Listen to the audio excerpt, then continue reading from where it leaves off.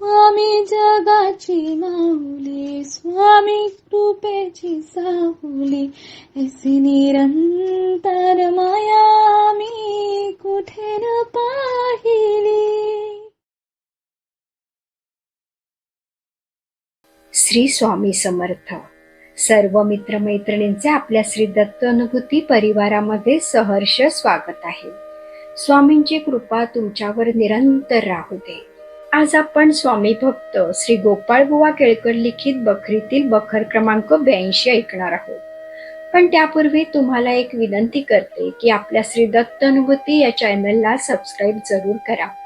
Share, like, comments करायला विसरू नका. आणि तुमच्याकडेही दैवी अनुभव असतील तर ते आपल्या 9137411207 या नंबरवर व्हॉट्सअप करा. आपण ते हजारो भक्तांपर्यंत पोहोचूया, भक्तीचा प्रसार करूया आणि आनंद पसरूया. श्री स्वामी समर्थ.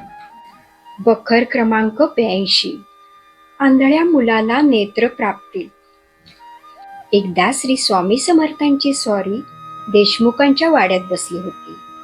जवळ बाबा सबनीस, रामदासी बुवा, बाबा यादव, गोपाळ भट, सुंदराबाई आणि दुसरी आणखीही मंडळी होती. त्यावेळी सुंदराबाईंजवळ एक मोगलाईतील ब्राह्मणाची बाई आपल्या मुलासह बसली होती. शिवबाईने महाराजांची प्रार्थना केली की या ब्राह्मणबाईच्या मुलाचे डोळे मौजेबंधन झाल्यापासून गेले, अगदी दिसत नाही, तरी कृपा करून त्याला डोळे द्यावे.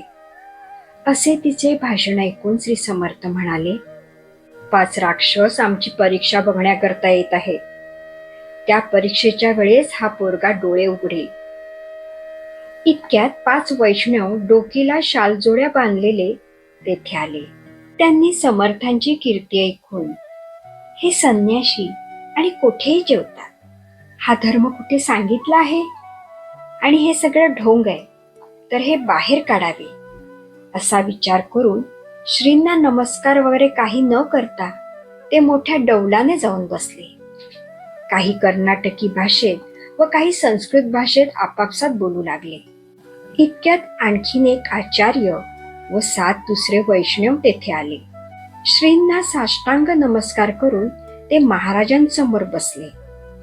महाराजांनी आंधळ्या मुलाला, गणेशा इकडे ये, या काळ्यांच्या मनातील वाक्य यांना उत्तरासह सांग.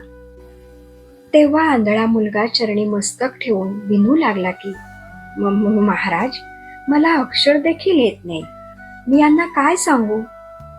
तेव्हा समर्थांनी आपल्या गळ्यातील माळ त्या आंधळ्या मुलाच्या गळ्यात घातली व झेंडूचे फूल त्याच्या डोळ्यांना लावले. श्री समर्थांचे कृपाकर नेत्राला लागताच अंध मुलगा डोळे उघडून वैष्णव आचार्यांच्या समोर उभा राहिला आणि आवेशाने पंचवैष्णवांनी मनात आणलेली वेदवाक्य, भगवद्गीतेतील श्लोक तसेच भागवतातील श्लोक म्हणू लागला व त्याचवर त्यांच्या मनात आलेल्या शंकांची उत्तरे यथासांग अर्थासह देऊ लागला.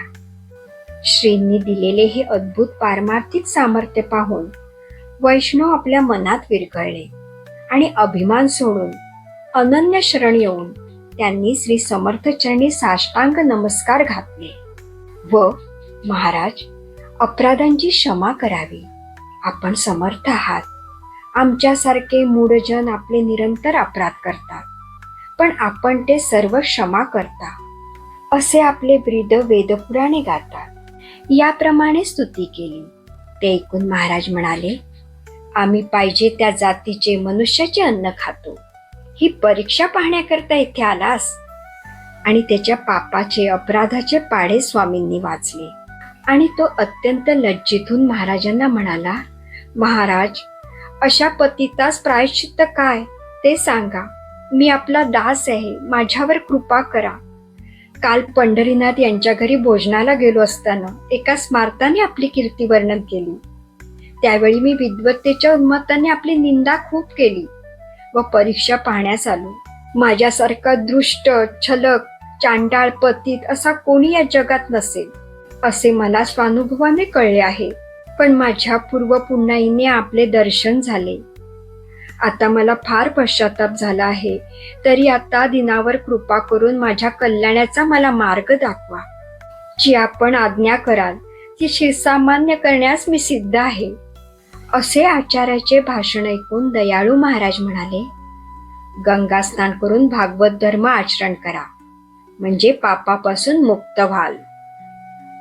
असा तात्काळ अनुग्रह झाल्यावर सर्व वैष्णव प्रेमभावाने चरणावर मस्तक ठेवून श्री गुरुदेव दत्त महाराज की जय असा जय जयकार करीत आपल्या गावी गेले. तेव्हापासून ते श्रींची वारी करू लागले. अंध मुलगा स्वामी कृपेने डोळस व विद्वान झाला. त्याची मातोश्री आपल्या मुलाला घेऊन आपल्या गावी गेली. येथे बखर क्रमांक 82 समाप्त होते. श्री स्वामी समर्थ.